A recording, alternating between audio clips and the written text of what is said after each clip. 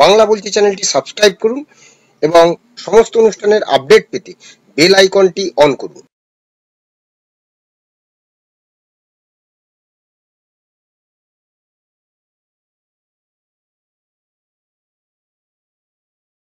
আমাকে ভারতীয় জনতা পার্টি নিয়ে এসে তার জায়গা দিয়েছে পার্টিতে। আমি রাজনীতি করতে নিজে থেকে আসিনি, আমার সেটা কোনোদিন করিও নি।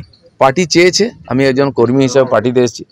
পার্টি আমাকে সাধারণ সম্পাদক রাজ্যে বানিয়েছে, সভাপতি দুবার বানিয়েছে, আমাকে এমএলএ বানিয়েছে, এমপি বানিয়ে টিকিট দিয়েছে। আমি কোনোদিন কিছু চাইনি পার্টির কাছে। আর এমনকি আজকে পার্টি আমাকে যে গাড়ি দিয়েছে আমি ব্যবহার করছি বা সিকিউরিটি, সেটাও আমি কোনোদিন চাইতে যাইনি। ঘটনা পরিপ্রেক্ষিতে পার্টির প্রয়োজন মনে হচ্ছে। পার্টির যদি মনে হয় আমি সাধারণ কর্মী হিসেবে কাজ করব, তো আমি যেরকম করছি করবো, আগে কোনো পদ নেই। পার্টি যেখানে আমি ডাকে সেখানে আমি যাই, যেখানে ডাকে না সেখানে যাই না। এটাকে আমি পার্টির সিস্টেম মনে করি। দিলীপ ঘোষ ছিলেন, দিলীপ ঘোষ আছেন এবং দিলীপ ঘোষ থাকবেন। দিলীপ ঘোষের বিষয়ে যা সিদ্ধান্ত নেবার দল সিদ্ধান্ত নেবে। দিলীপ ঘোষকে যেখানে কাজে লাগানোর কথা সেখানে দিলীপ ঘোষ যাবেন। দিলীপ ঘোষ অন্য কোথাও যাবেন না, যেতে পারবেন না। যায় তো যায় কাহা। নমস্কার, বাংলা বলছি চ্যানেলে আপনাদের স্বাগত। আমি বিপ্লব।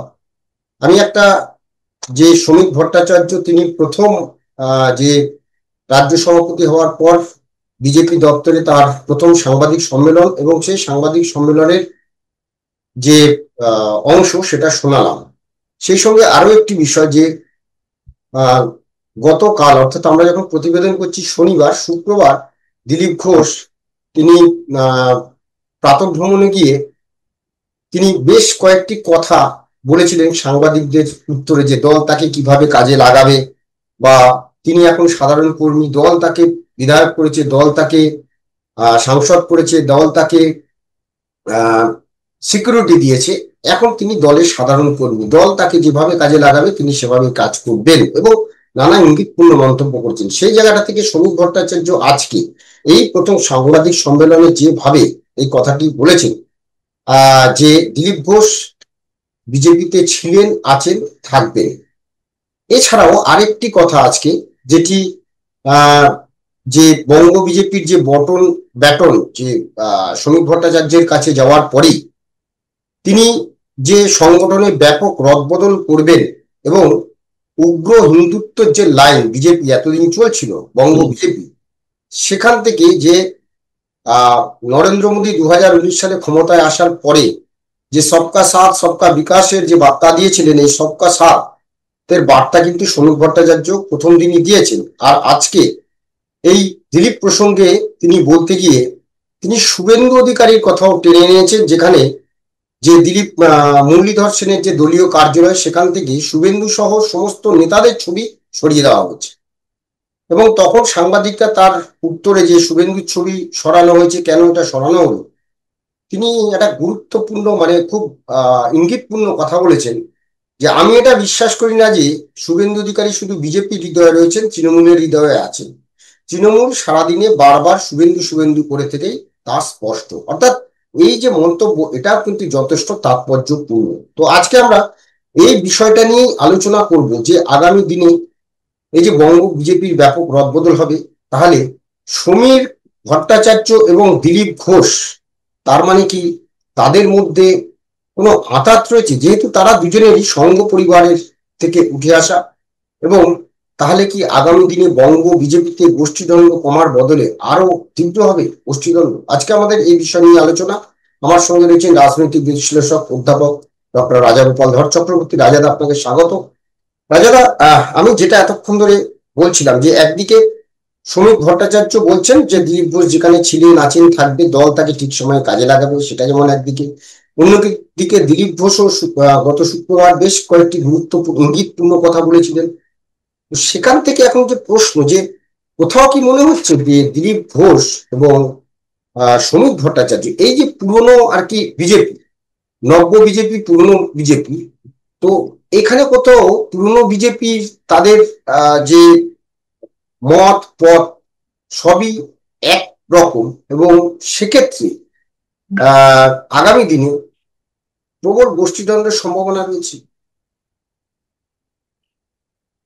হ্যাঁ, দিলীপ বিপ্লবদা, দেখুন যে শুনছিলাম যেটা বলছিলেন যে আপনি শ্রমিক যেটা বলেছে, দেখুন, শ্রমিক হচ্ছে একজন বক্তা, এবং যারা মানে তার নিজের বক্তব্যের মাধ্যম দিয়ে মানুষকে সঙ্গে পেতে চায়, তাদের হিউমার রাখতে হয়, বুঝেছেন? অনেক সময় সেই হিউমার রাখতে গিয়ে অনেক সময় খুব গুরুত্বপূর্ণ পার্টি ব্রিফিং এ বিপদেও পড়তে হয়।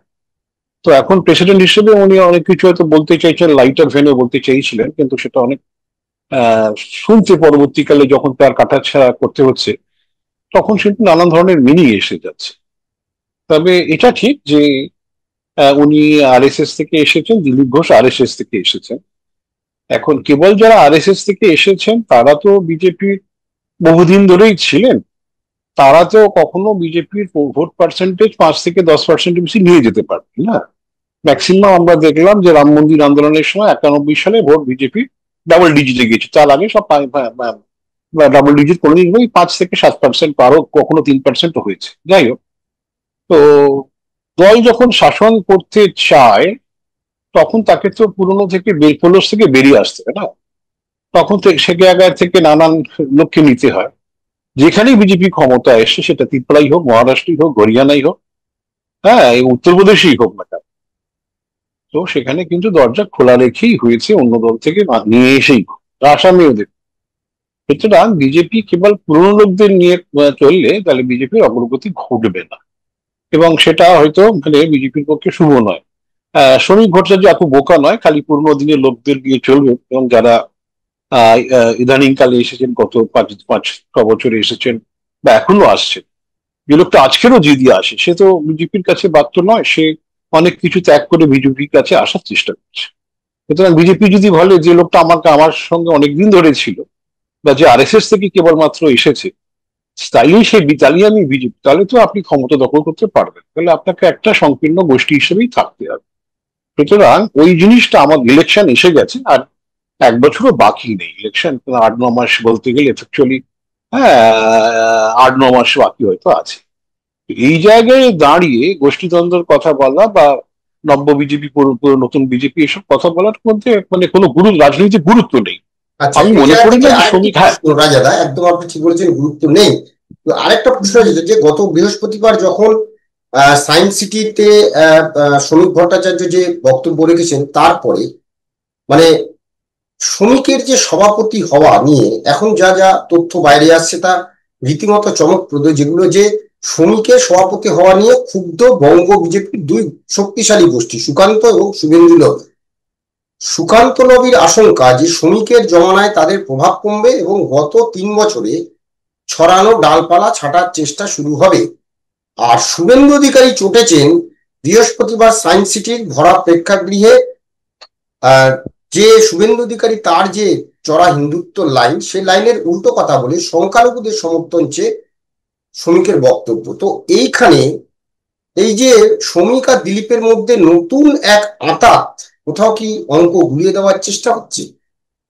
না না না, দেখুন, ব্যাপারটা হচ্ছে যে আপনি গোড়ায় যেটা বললেন যে আরএসএস থিওরি, সুকান্ত তো আরএসএস না, ও তো বিদ্যার্থী পরিষদ করতো, ওর বাবাও বালুরঘাটের আরএসএস এর বড় একজন হ্যাঁ সংগঠক, সবাই জানে না।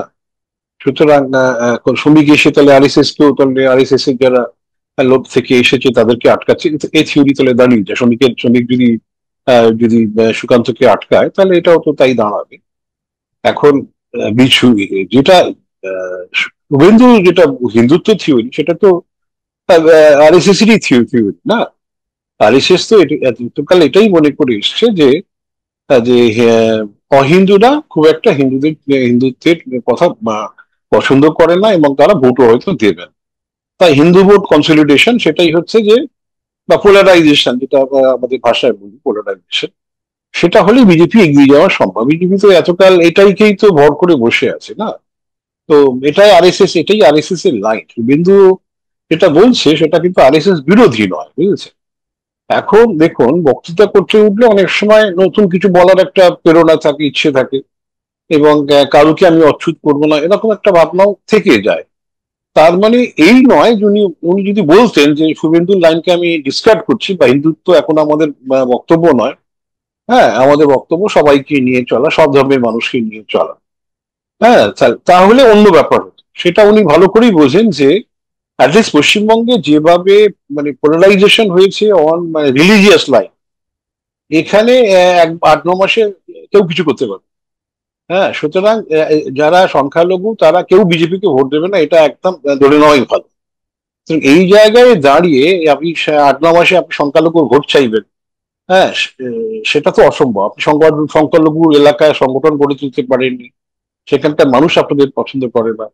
হ্যাঁ, সুতরাং মহিলারা যারা অত্যন্ত অত্যন্ত সুবিধা পেয়েছে 3 তালাকের ফলে, তাদেরও কাছেও সেভাবে পৌঁছানো যায়। সুতরাং এই জায়গায় দাঁড়িয়ে সবকা সাথ সবকা বিকাশ, ঠিক আছে, এটা ভালো মোদিজির স্লোগান।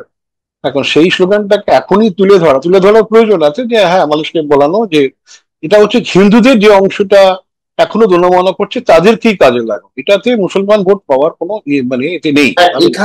এখান থেকে রাজাদা প্রশ্ন যে তাহলে এই যে শ্রমিক বাবু যে বার্তাটা দিলেন, তো এই বার্তা মানে থেকে আগামী দিনে যে কড়া হিন্দুত্বের লাইন, সেই হিন্দুত্বের লাইন কি থাকবে? তিনি যেটা বলেছেন একদিকে ঠিকই, যে একটা কথা শ্রমিক ভট্টাচার্যের মধ্যে রয়েছে যে আমরা যারা পাথর ছুটছে তাদের হাতে বই ধরাতে চাই, যারা তলোয়ার নিয়েছে তাদের হাতে কলম ধরাতে চাই।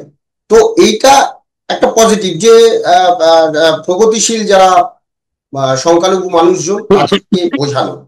কিন্তু সেই জায়গা থেকে এই যে চরম হিন্দুত্বের লাইন, সেই হিন্দুত্বের লাইনে কি বিজেপি থাকবে, বঙ্গ বিজেপি থাকবে বলে মনে হচ্ছে? না, দেখুন মানে দুটোতেই প্রয়োজন আছে। আপনি হিন্দুত্বের মধ্যে, আমি আমি যেটা বলার চেষ্টা করছি, হিন্দুত্বের মধ্যে দিয়ে একটা বড় অংশ কিন্তু তারা ধর্ম নিরপেক্ষ, বুঝেছেন? হিন্দুদের একটা বড় অংশ তারা কিন্তু মনে করে যে সব ধর্ম থাকা উচিত। কেন, যারা পাকিস্তান থেকে এদেশে এসেছে তারা তো ধর্মীয় কারণেই মানে সেখান থেকে উৎখাত হয়েছে না, তারা কিন্তু ধর্মীয় কারণটাকে দেখেন না। আহ, আহ, তারা কিন্তু যারা অধিকাংশই বামপন্থী হয়েছেন এবং ধর্মটাকে তারা খুব একটা গুরুত্ব দিতে চান না, নানান কারণে দিতে চান।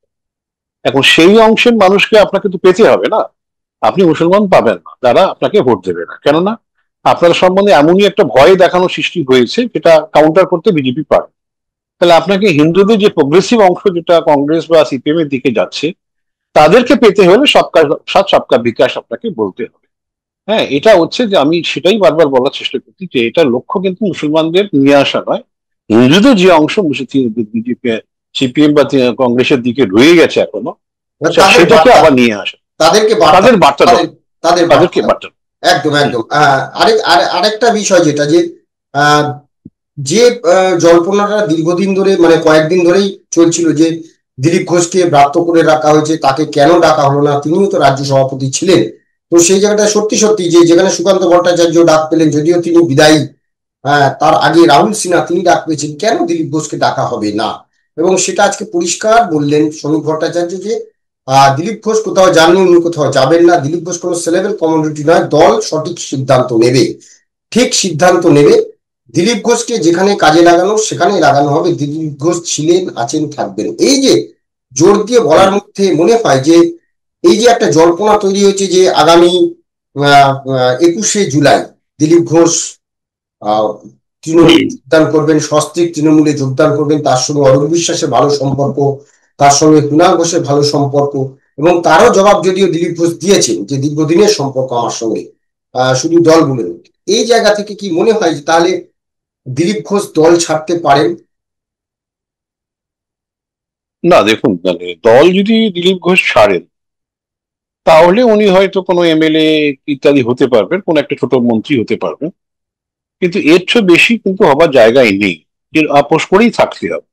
ঠিক আছে, এটা দিলীপ ঘোষ ভালো করে বোঝে। কিন্তু দিলীপ ঘোষের যে মেজাজি সুরে কথা বলেন, তৃণমূলে গেলে ওই মেজাজি সুরে কথা বলা আর চলবে না। ঠিক আছে, একদম হ্যাঁ চুপচাপ হয়ে, হ্যাঁ ছোটখাটো এমএলএ হয়ে বা ছোটখাটো মন্ত্রী হয়ে বা হ্যাঁ যে থাকা। এখন সেই মেজাজটা দিলীপ ঘোষের নয় বলেই আমার যতদূর জানা আছে। তার ফলে কিন্তু এখন দেখুন, বিজেপিকে তো ওনাকে ডাকা হলো না, এটা তো নিশ্চয়ই দলের উপরস্তলার সিদ্ধান্ত না। কারোকে যখন ডাকা হয় না প্রাক্তন সভাপতি, এটা তো কেউ করতে পারে না, একজন নেতা ঠিক করতে পারে না। বিজেপির মতন দলে এটা নিশ্চয়ই উপর থেকে ঠিক হয়েছে যে ওনাকে ডাকা হবে না। ওনার কিছু আচরণ সন্দেহের লোকজন আছে, যখন কোনো নেতাকে যখন মানুষ সন্দেহ করে যে সে অন্য দলের সঙ্গে যোগাযোগ রাখছে, তখনই তাকে মানে তার সঙ্গে সংযোগটা পার্টি কমিয়ে দেয় এবং ওয়াচিয়ে রাখে। এখন হয়তো পার্টি মনে করছে যে ও সত্যি চলে যেতে পারে মানে 21শে জুলাই, তাই শেষ পর্যন্ত এগুলো বলা।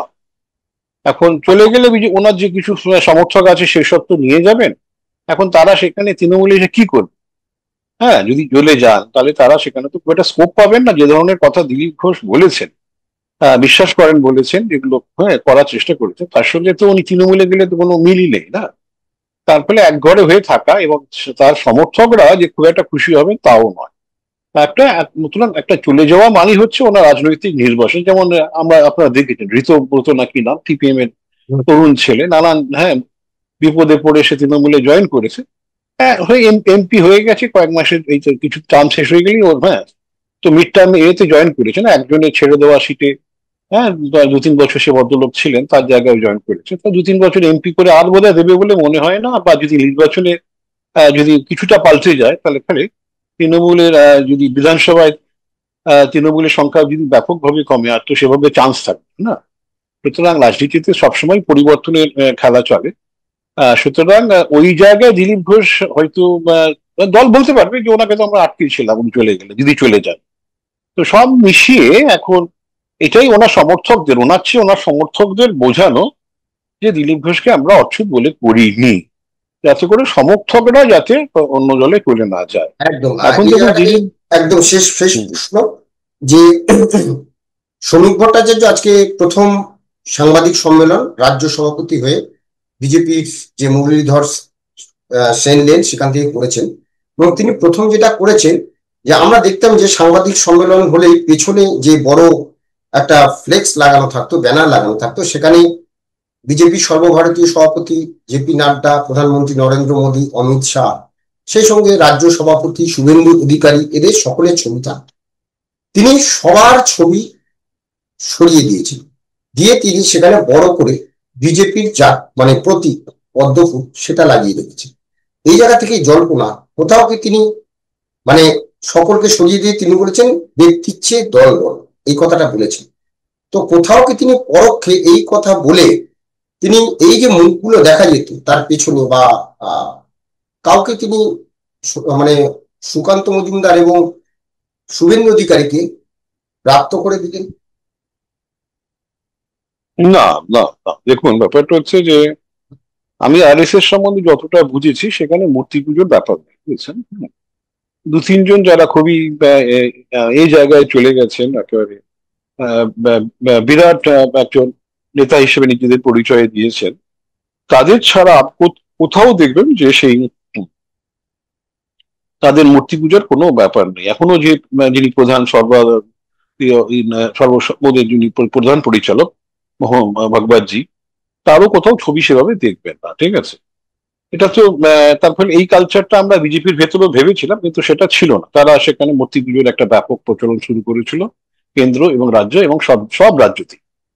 এখন হয়তো এটা একটা বোধোদয় হচ্ছে নির্বাচনের আগে মুখের চেয়ে বোধ হয় প্রতীকটা বড়, বুঝেছেন। এখন আমি আহ কোনো মানুষের আপনি ছবি দেখিয়ে হয়তো যেটা সুযোগ হবে তার চেয়ে বেশি সুবিধা হবে মানুষকে বলা এই হচ্ছে আমার প্রতীক, এই হচ্ছে আমাদের প্রতীক, এখানেই আপনি আপনার আপনার ধারণা ঠিক করুন। দিলীপ ঘোষ, শুভেন্দু এসব এসব হ্যাঁ এইসব ভাবা দরকার নেই, খালি ভাবুন পদ্মফুল, তাহলেই কিন্তু কাজে দেবে। এটা দলের সমর্থকদের বলা, মানুষকে বলা, সবাইকে, বুঝেছেন। সেই দিকেই কিন্তু সেই কারণেই এটা হয়তো করেছে। এবং ওই ছবি দিয়ে খুব একটা এগোয় না ইদানিং। বাংলা একদমই ছিল না, আপনি যদি দেখেন বাংলায় জ্যোতিবাবু যখন কোনোদিন জ্যোতিবাবুর সে কোথাও কাট আউট আমরা কোথাও দেখিনি, কোনো মন্ত্রী টন্ত্রী। এখন সিপিএম এর সামান্য নেতাও সব বিরাট ছবি টবি দিয়ে নির্বাচনে লড়ছে। সব ধরে এই ধরনের হ্যাঁ দক্ষিণী কালচার মানে সাউথের এইসব ছিল, সেগুলো এসে গেছে, বুঝলি।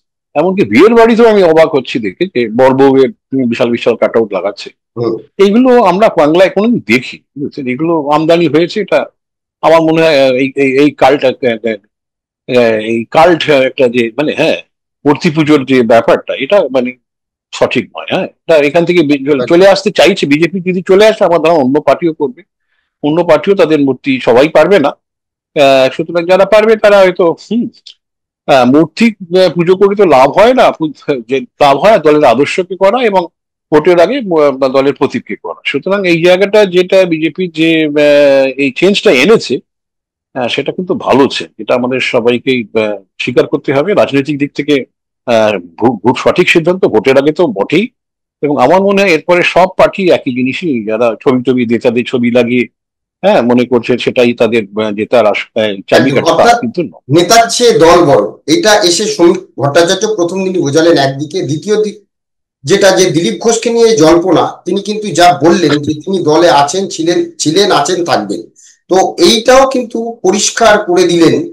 কিন্তু যেটা বারবার একটা ন্যারেটিভ তৈরি হচ্ছে যে হয়তো কঠোর হিন্দুত্বের লাইন এবং গত 3 বছর ধরে যিনি এই রাজ্য বিজেপির যে সভাপতির পদ সামলেছেন, তার যে ডালপালা বিস্তার হয়েছে সুকান্ত মজুমদার, তার লবির লোকজন হয়তো ছেটে যেতে পারে। মনে হয় না তেমন কোনো সম্ভাবনা আছে যা বললেন। কারণ শ্রমিক ভট্টাচার্য দীর্ঘদিন ধরে যে রাজনীতিটা করেছেন, তিনি মাটি থেকে উঠে আসা একজন নেতা। তিনি বোঝেন যে সকলকে নিয়ে চলতে হয় এবং তিনি সকলকে নিয়েই চলেন। এই জায়গা থেকে রাজনৈতিক মহলে যে সমস্ত ন্যারেটিভ জল্পনা, আমার মনে হয় সেই সব জল্পনা হয়তো আগামী দিনে জল্পনা স্তরেই থাকবে। আমরা সেদিকে নজর রাখবো যে শ্রমিক ভট্টাচার্য এবার তার যে টিম, সেই টিম তিনি কিভাবে তৈরি করেন, কাদেরকে রাখেন। সত্যি আবার সেই 2021 সালের নির্বাচনের পরে যখন সুকান্ত মজুমদারকে রাজ্য সভাপতি করা হলো, যেভাবে আমরা দেখেছিলাম বিক্ষোভ হয়েছে, সেরকম কি হবে? আমাদের নজর সেদিকেই থাকবে। ধন্যবাদ রাজাদা, ধন্যবাদ আপনাদের। সবাই ভালো থাকবেন, নমস্কার।